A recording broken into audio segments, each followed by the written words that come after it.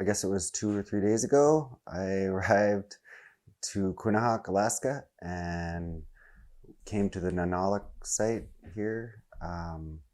And the purpose of my coming to Quinhagak is to teach a dance fan making class. So for male and female, each student will get a pre-cut form of wood, typically in a circular form, with a little area for where we would have like a hold or a place for fingers to go through, so that these will be used in dancing. And after we get the main forms, people will draw their designs on there, kind of telling their story. And then from that point, each student was given carving tools, and they were able to carve their designs into the wood. Whether it be more flat or 3D, if you're having like some kind of animal form or something else on there. And then after there's some finalization, cleaning up of the forms and the shapes, people can paint with color. And we used acrylic, but traditionally that would be pigments from the land. And then after that, after the paint is applied and dries, we can add different things, little appendages and things like fur or feathers and whatnot that can move in the wind as you move. I was here twice before, and when you're here, it's like you're here for a week or two, and you're only seeing like this little part of this big story. So what's amazing about this place is that there's such a wealth of knowledge just all around us right now. All the tools and all the things that have been made and then recovered from the site. It's amazing to go through these drawers. Every time you look in them, there's something new. Even if you looked at one item 100 times, there's something new that'll come out on it. And the mask that came out at me, was that 2017? I looked at that again. I saw it here in Quinhagak when we came out of the ground. Then it went to Aberdeen and I saw it there.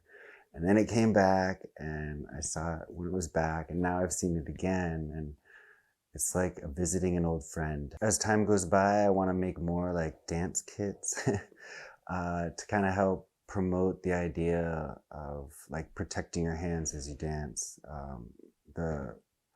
Your eyes are now your hands, the dance fans. So protect your hands so the spirits. I want to be able to give the tools to somebody who wants to be able to use a mask. And so I researched in old books. I think Eskimo About Bearing Straight is one of the books, and I looked right into the dance fans that were researched. But it was interesting, the people of the time, they had their own concepts, their own world views that kind of influenced the information that they captured in their research. And they kind of left out what the meanings were of a lot of these dance fans. And the only thing that they really mentioned was like the physical attributes, like measurements and the materials. But then they said that women would use them, but then they didn't give any information after that. And so it's kind of an interesting project because we're kind of running a little blind here. But I think if we are able to get to the center of the storytelling with masks and the things that come with them, I think we can start telling our own stories again, not necessarily replicating things of the past that represent those times. I love watching students go out of the bounds of what you think should be. Even in this class here, I've watched two young ladies. They took their beautiful real traditional style dance fans, and they ended up painting them like wild neon colors, like from the 90s. It's pretty amazing and fun to have the color and their own personality come out. I ended up sticking with being an artist and teaching art because for me, growing up in Eagle River outside of culture and even the place and the people.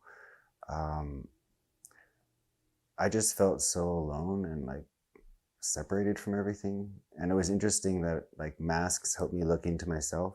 Um, but I want to be an example, a role model that I never had, you know. It's a big responsibility, and I don't know all the answers, and there's a lot that I'm still learning. And this is such a great library and a place that you can learn. It's a resource. And it's beautiful that we can share it. And it's here in the place where it came from. There's so much storytelling on every object. You could look on anything and there's some kind of marking that tells a story. And you could just spend days reading all these stories. Those objects are teaching me how to do what I do. And when I go to different collections, it feels a little bit more separated. But here, there's the ability to like touch and feel, like even the weight, like there's an element to that, because knowledge sharing is so important. And when you put things in boxes and lock them away, you're not going to be able to get anything out of that. But when you're able to share that information and really allow more people to be involved, like the story becomes, it expands because everybody has a different point of view. Everybody understands the world differently. And people have different gifts. And when we're able to look at this together, we can build a bit better story. And